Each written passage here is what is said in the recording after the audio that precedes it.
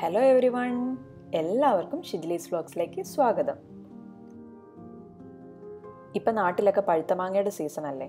ഇഷ്ടം പോലെ പഴുത്തമാങ്ങ കിട്ടാനും ഉണ്ടാവും അല്ലേ? അപ്പോൾ നമുക്ക് പഴുത്തമാങ്ങ വെച്ചിട്ട് ഒരു കിടിലൻ മാംഗോലസ്സി തന്നെ തയ്യാറാക്കി നോക്കാം. ഇത് തയ്യാറാക്കി എടുക്കാനായിട്ട് വളരെ എളുപ്പമാണ്. നമ്മുടെ കയ്യിൽ പഴുത്തമാങ്ങ ഉണ്ടെന്നുണ്ടെങ്കിൽ നമുക്ക് കുറച്ച് തൈരും പിന്നെ കുറച്ച് പഞ്ചസാരയും കൂടെ മാത്രമേ ഇതിലേക്ക് ആവശ്യമുള്ളൂ. ഇതിനായിട്ട് ഞാനിവിടെ 1 കപ്പ് തൈര് എടുത്തിട്ടുണ്ട്. പിന്നെ ഒരു മാങ്ങയാണ് എടുത്തിരിക്കുന്നത്. അത് ചെറിയ കഷ്ണങ്ങളായിട്ട് മുറിച്ച് വെച്ചിട്ടുണ്ട്. പിന്നെ പഞ്ചസാരയും വേണം. പിന്നെ ഞാനിവിടെ ഇതിലേക്ക് ചേർക്കാനായിട്ട് 2 ചെറിയ ഏലക്ക എടുത്തിട്ടുണ്ട്. ഏലക്കയുടെ ഫ്ലേവർ ഇഷ്ടമാണെന്നുണ്ടെങ്കിൽ ഏലക്ക ചേർത്ത് കൊടുക്കുക.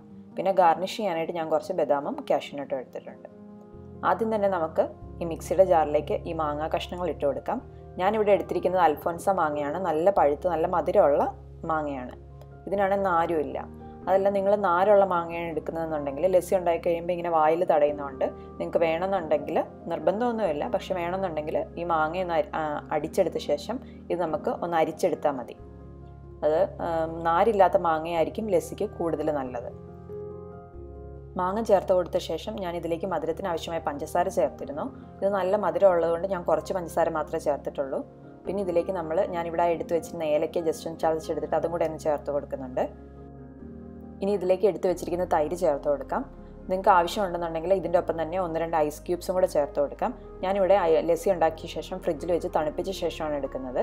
അതുകൊണ്ട് ഞാനിവിടെ ഐസ് ക്യൂബ്സ് ചേർക്കുന്നില്ല. നിങ്ങൾക്ക് നല്ലപോലെ തണുത്ത ലസ്സിയാണ് വേണ്ടതെന്നുണ്ടെങ്കിൽ ഈ സമയത്ത് 1-2 ഐസ് ക്യൂബ്സും കൂടെ ചേർത്ത് കൊടുക്കാം. ഞാൻ ഇതിൻ്റെ ഒപ്പം തന്നെ ഗാർണിഷ് ചെയ്യാനായിട്ട് എടുത്ത് വെച്ചിരുന്ന കുറച്ച് ബദാമും കാഷ്യൂ നട്ടും ഇല്ലേ, അതിൽ കുറച്ച് മാത്രം ഇതിലേക്ക് ചേർക്കുന്നുണ്ട്.